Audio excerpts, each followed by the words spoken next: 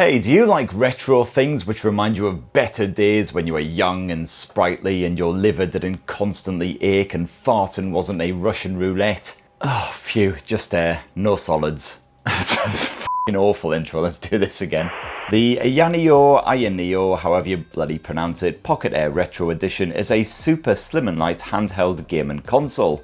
You got some proper old school vibes here, especially as it's geared around emulation, as well as a good bit of Android gaming. So I'm going to whip the Pocket Air Retro Edition on out the box, take you on a full tour, spend a few days playing some games on this bad boy, and then deliver my final verdict. And for more on the latest and greatest tech, please do poke subscribe and ding that notifications bell. Cheers! Now, someone who has been gaming for over 35 years now, I am unnaturally nerdily excited about this. So let's see what you've got in the box, besides of course the Ayaneo Pocket Air Retro Edition. I've got to say, I do like how the retro vibes extends to all of the individual packaging. So you've also got a Type-C to Type-C USB cable, and you've also got yourself an instruction manual, which thank f*** has an English translation on the back.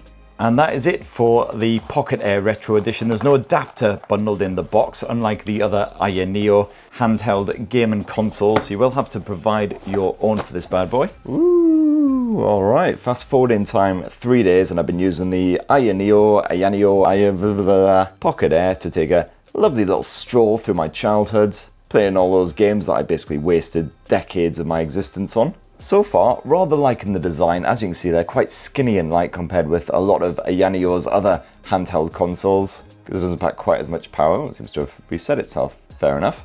Just 17mm thick and weighs just 380 grams as well. As you can see there, you've got a retro two-tone design. It is only available in this one color, which is kind of an off-white. Kind of looks like a Game Boy that's been left in the sun for too long. It's got that slight yellowy tinge to it, certainly feels very authentic. You got the obligatory RGB LED goodness, of course, for those thumbsticks like all Ayaneo consoles.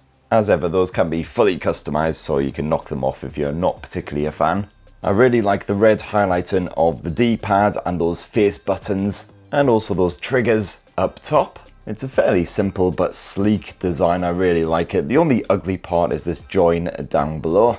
Besides that, no real complaints. I'd say the Pocket Air Retro Edition design fits the overall theme and vibe rather well. And like all Ayaneo consoles as well, it's just comfortable to use. You've got the two grips either side, so it just fits your hands nicely. Curves neatly into your palms, just feels great to grip. And speaking of grip as well, no issues with it sliding out of your grasp at any point. And it's pretty straightforward stuff on the ports front. There's bugger all up top besides the heat vent. You've also got the power button and the volume rocker. Down below the Pocket Air is where you'll find the only USB-C port. You've also got a headphone jack and a micro SD memory card slot. Now, all of the other Ayaneo devices that I've reviewed have been running Windows. This is the first one that I've personally tested that is running Android instead, although it is a almost unrecognizable version of Android, despite the fact you've still got that touch interface. The overall structure hasn't been buggered about with too much. You can once again drag up for all of your apps. And then if you drag down from the top here, that's how you access your notifications and all of your various toggles. You might notice the background a wee bit boring here. I have gone into the iOS settings and tried to change this in the personalized section. But as you can see there, it's not loving life. Yeah, because I've got an early review model, unfortunately there've been quite a few bugs and gremlins in the system, but hopefully that should not be the case with the final retail model. And it's also worth pointing out that the Pocket Air is actually running Android 12 when we're on the cusp of receiving Android 14 with an old security patch. Again, hopefully will be sorted for the retail version. No idea why that's not on the latest version. Good news is you do have full Google Play Store access and all of the other Google services on here, no worries. Now the power button on the Ayaneo Pocket Air Retro Edition actually has a built-in fingerprint sensor, again like most other Ayaneo consoles. So just tap your digit to that and you are straight into your desktops. And I should also say as well that as well as having this micro SD memory card slots down below, this actually also takes a SIM card. So if you really wanted to, you could use the Ayaneo Pocket Air Retro Edition as a phone. Or at the very least, it means slap a SIM in there, you've got internet access wherever you roam, especially good if you like playing a bit of multiplayer action, the Free Fires, Call of Duty, something like that. But as well as Android gaming, the Pocket Air Retro Edition is built with retro gaming in mind. And the iOS space is where you'll be able to access all of the ROMs that you've copied across onto this console. And copying ROMs onto here, pretty straightforward stuff. All you've got to do is go into the Pocket Games folder, you'll find the ROMs folder in there, and then tons of folders, each one corresponding to a different retro console. So you've got the GameCube, Game Gear, Game Boy Advance, etc, etc. Just chuck your ROMs in those folders, and if you do need to add a BIOS as well, you can do that in the BIOS folder. And then once you've done that, dive on into the IS space and a list of consoles should pop up. Give the one you want a tap and you'll see any games that you've stuck on that storage. And then once you select a game, it will either take you into the relevant emulator, otherwise instead you'll be directed to the Google Play Store to download the emulator that you need to run that game.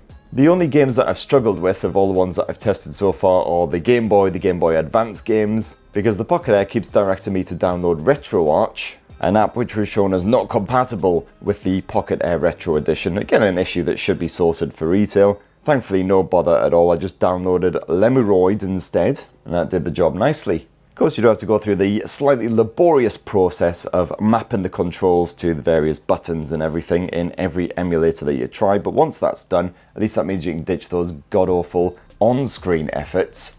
Oh, and you should find you have plenty of space for all of your various ROMs and everything as well, because with the Ayaneo Pocket Air Retro Edition, you've got a choice of 128, 256 or 512 gigs of storage, and that is of course expandable via micro SD.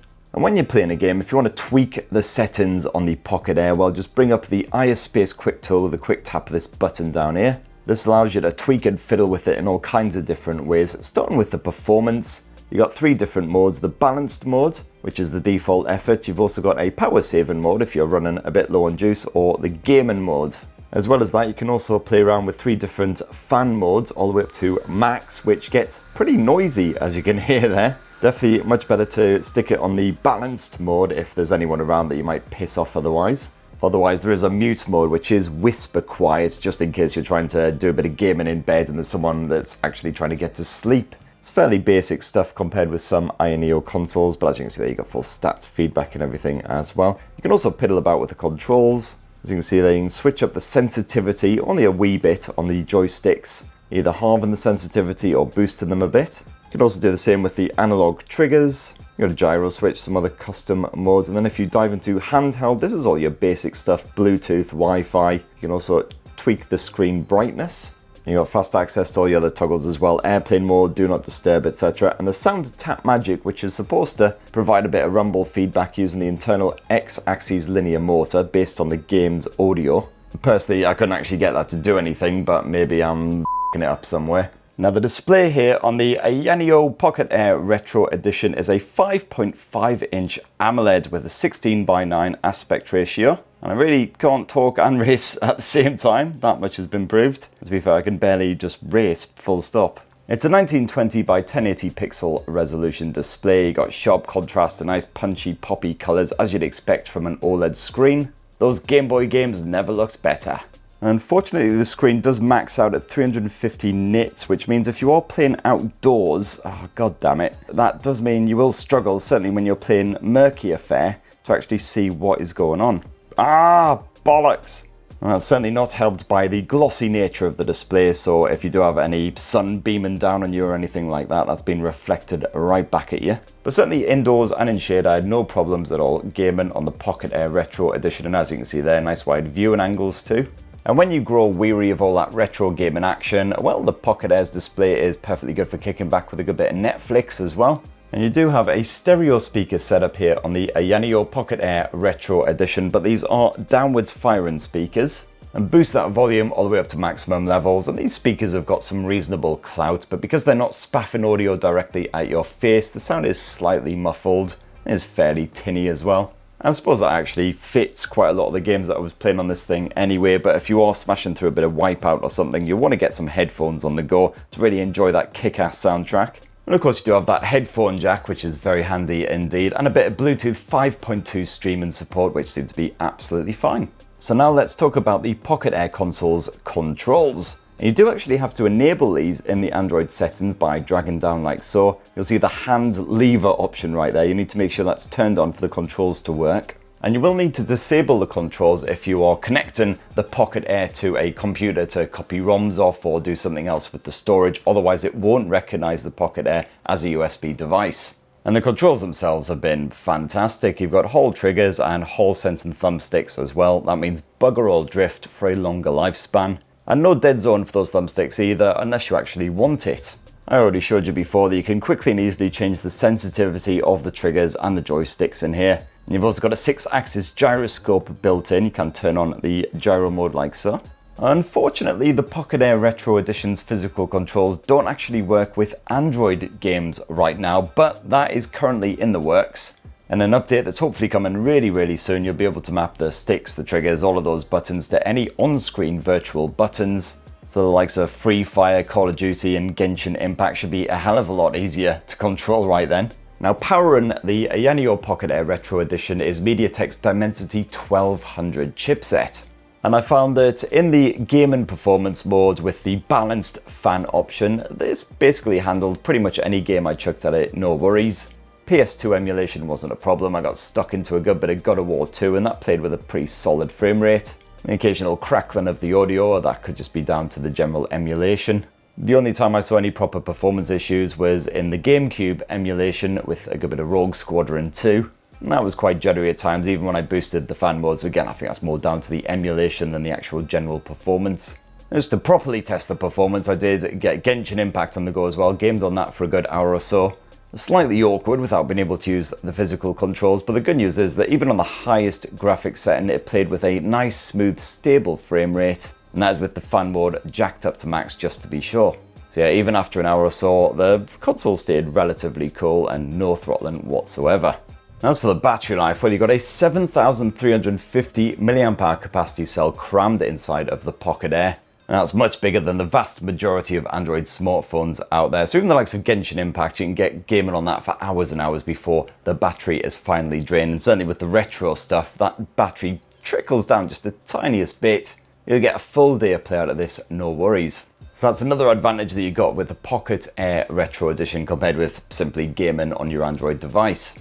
Unfortunately, the Pocket Air Retro does charge up rather slowly. I tried a variety of adapters and each one was pretty balls. It took generally a good sort of 3 or 4 hours for this thing to power back up to full once it was drained.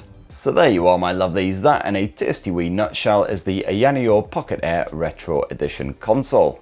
And yeah, the overall end effect is similar to what you'd get if you basically took your Android smartphone and slapped a Razer gaming pad on there, say. But I do like the fact you've got that bigger battery, so all day gaming, no worries. Particularly good if you're doing a bit of international traveling or what have you. Of course, you've got all the dedicated Ayaneo controls, and you've got to love that slick retro design as well. But what do you guys reckon? Are you tempted by the Ayaneo Pocket Air Retro Edition? It is live right now on Indiegogo, I believe. So it should be going out soon, hopefully with the bugs and various other issues all fixed. But yeah, definitely be great to hear your thoughts down in the comments below. Please do poke subscribe, ding that notifications bell for more on the latest and greatest tech, and have yourselves a bloody wonderful rest of the week. Cheers everyone, love you!